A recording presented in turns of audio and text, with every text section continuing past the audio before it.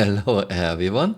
On Saturday I got a very interesting comment in one of my videos from Vicho Viachero, and I'm sure I butchered his name. I apologize. He gave me a very interesting link to an interview with CRG's COO or CSO Carl Jones.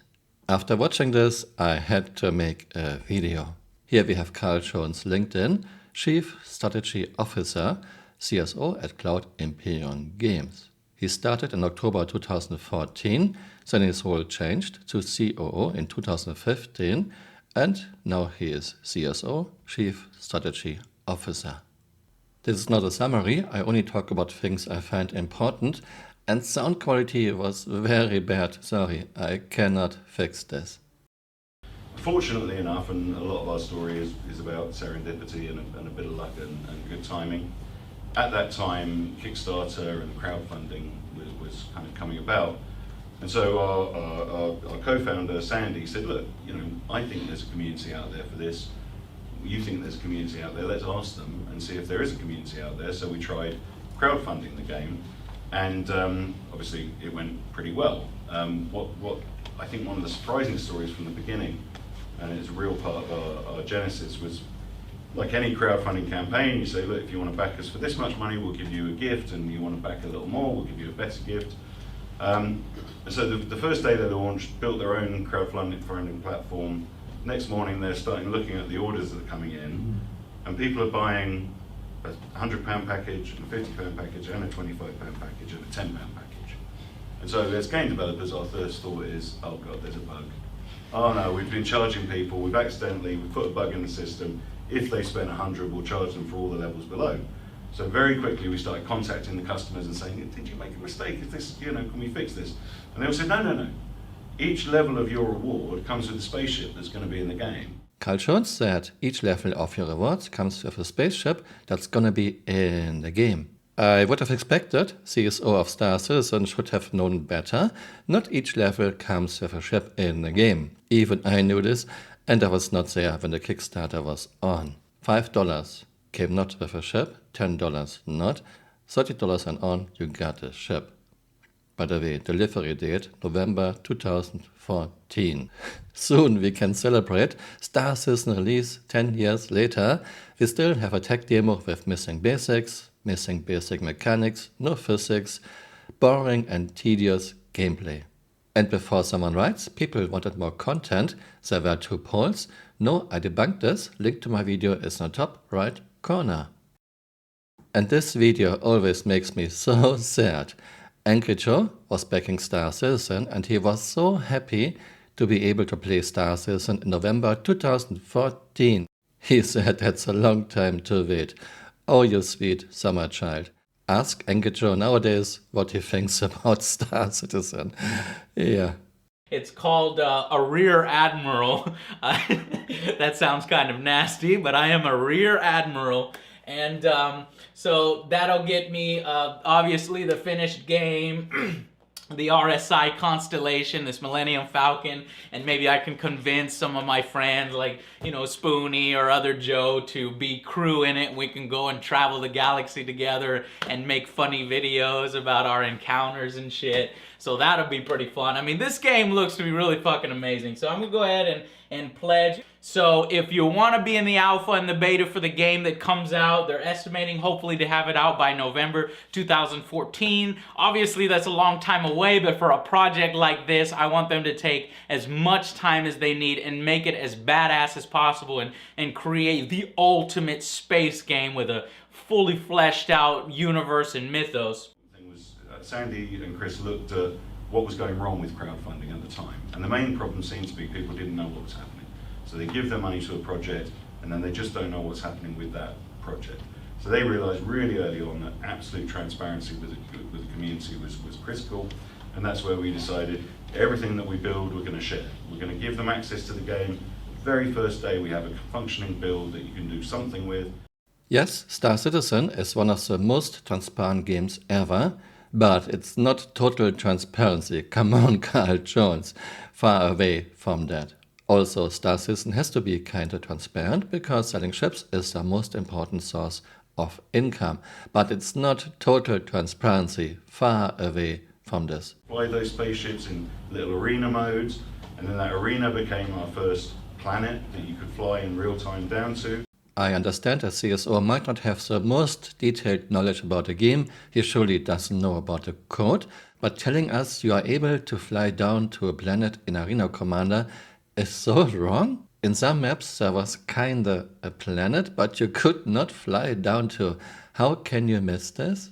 10, 11 years later, we're approaching about £500 million in community funding. We're still completely transparent. We tell everybody everything. We tell everybody how we spend the money, how we collect the money. So you're still completely transparent. So tell me, how much of the $724 million landed directly onto the bank accounts of Chris, Sandy and Aaron? Of course, they shouldn't work for free, but if Chris, for example, gets several million each year, I would be very pissed. So why not tell us? Total transparency, Carl Jones, right? How the game is performing, what our roadmap is, and having that communication has been incredible. Okay, I'm starting to get angry. He's talking about the roadmap. What roadmap? We don't have a roadmap anymore. Aaron Roberts said about the roadmap in February 2019. With this release of the roadmap, I very much made sure that's the team, that what we put in there is what we can achieve with what we have right now, specifically with also, the fact that people may be pulled on Squadron. My hope is we will be able to add some stuff to the roadmap. We put in what we are pretty damn sure we can do. Nothing of this was ever true. Just a very few examples. This was done by Bluebird number 9328, January 2021. Hacking Tier 0 was on a 3.13 roadmap for first quarter 2021. Then it moved to 3.14, second quarter 2021. Whereas Hacking Tier 0 now, it vanished into the void. 3.15, third quarter 2021, Space Mines. Where are Space Mines now? Vanished into the void. Zero G, Push and Pull, was on a 3.15 roadmap as well. Where is it now? We might get it maybe next year, but I wouldn't count on it. 3.16, fourth quarter 2021, with some very important items, for example, dynamic door and ramp alignment, which is very important because planets, moons are not flat. We don't want flat terrain. Where is it now? Vanished into the void. We never had a roadmap. Roadmap was always a wish list at best. What Aaron said was totally made up. Then things changed in February 2022. CRG called us roadmap watchers and CRG removed the roadmap altogether. Since then, we don't have a roadmap anymore. We only have a release view for the very next patch. Carl Jones, that is not a roadmap. We also have progress tracker that does not track progress. All progress tracker tells you is someone was working on something for a certain amount of time, but we have no information how far along a project is. And even if someone works on something, this can be stopped anytime. See, for example, BMM or Apollo. One really good thing we're doing at the moment, we call it our issue council. It's actually based on some technology built in Canada by a company called TOSHIBA. So with this issue council and please fix, what it's able to do is it's a very easy way for people to report bugs. It's got some AI in it to make sure there's no duplication, and it sort of turns a complaint into a bug report of sorts. It can then be upvoted, downvoted by the community, and then the really smart thing is it can be connected directly into our developer bug database. So you report an issue on the issue council in Star Citizen. At some point it's going to appear right in the Jira or bug database of the developer who can fix it. I hardly ever create any IC reports anymore because CRG does not listen. And the same old bugs are coming up again and again. For example, cannot see marker of party members. This bug is in the game for like 4 years by now. It's fixed, it comes back, it's fixed, it comes back. Because CRG is very bad with separating their builds and because of CRG's spaghetti code. Just one of many examples. Here we have an RC report about Cutty Steele's guns are hurting the ship itself. This RC report was closed by CRG with closed at this is intended behavior. Please feel free to contribute this concern to the feedback forum. Door guns hitting the shields of your own ship is not intended behavior. Door guns hitting your own ships, if you're aiming at the engines, should never be intended behavior. There should be cutoffs. And, for example, Valkyrie door guns are not hitting the shields of Valkyrie. So why should I even bother to create IC reports anymore? But even up to Chris Roberts at the top, who is a very active game director, he's not, a traditional, executive CEO. He's reading the comments, he's looking at what the players are doing, he's reading the metrics, and he's using that to make his design decisions about, the right way to go, which bits of the game are working, which bits of the game aren't working. Occasionally, I read comments like, Chris Roberts doesn't care anymore. Chris is still micromanaging almost everything. I want his pixel green, not blue. I disagree with Chris Roberts is listening to the community because he doesn't. My way or the highway. Chris only cares about eye candy, fluff, time sinks, and cool cinematic. Chris does not listen to us. See, for example, the terrible 3.23 master modes. See, for example, the terrible, very user-unfriendly 3.23 Iron Man UI. See, for example, Green Universe. Yeah. Well, again, starts with Chris Roberts. He was born in Manchester. He first made his first games in Manchester with a group of friends and family. They then moved as a family to Austin because of his parents' work. And that's when he started at Origin Systems with Wing Commander. I find it very interesting how much someone can get wrong in a very short amount of time.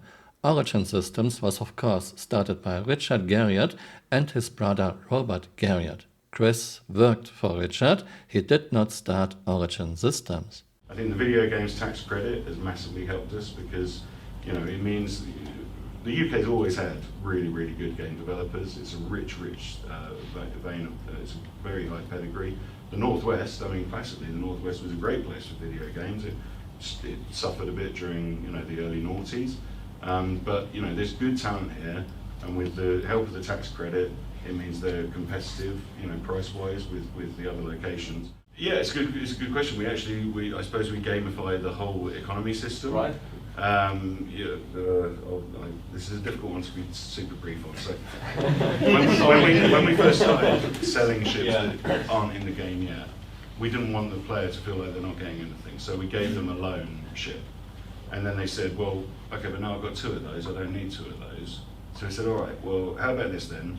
If you pay for a ship, we'll let you have that amount of store credit, and then you can swap it for any ship you like. Right. And then they said, yeah, but can I get it back if I want it back? Yes, okay, so we allowed them to do that. And I said, what if I want a slightly more expensive ship than I've got? So we said, oh, okay, well, you can pay and spend a little bit more money and get a better ship then. Right. That then suddenly became the biggest gamified system. It's extraordinary. There's whole sub-communities talking about, well, if you get this in-game object and then you upgrade it to that one, this one, this one, and this one, you save £50. So, this is the way everyone should do it. So the entire economy and the fleet building has become a kind of gamified system. You can say a lot of things about CRG that aren't exactly charming, aren't exactly very positive, but I have to admit, marketing of CRG is on top of their game. CRG even gamified CCUs. This is totally intentional. Of course, selling ships is CRG's most important source of income. I can understand they have to make money, but Carl Jones seems to be very proud of CRG's gamification of making money. This feels a little bit scummy. Thanks for watching and see you next time. Bye. Auf Wiedersehen. No. Hi, I'm Mark Hamill. Though starring in Wing Commander, I'm also featured on Mask of the Phantom. Wow. Now this can be yours for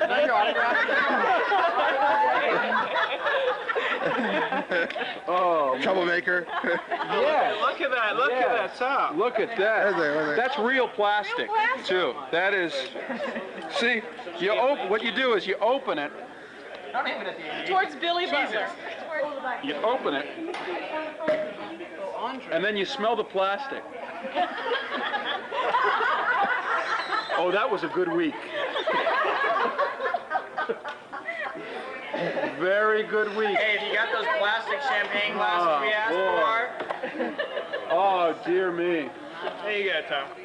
That's very kind of you. You didn't have to do that. This would be just fine. The way I drink. Oh, class. Hey, don't start with me, Bernard. Thank you. That's very nice. Man, if you people weren't in costume. Chris isn't. Hey, you're still here. You might want to join me on Twitter. My Twitter account is Camural_SC.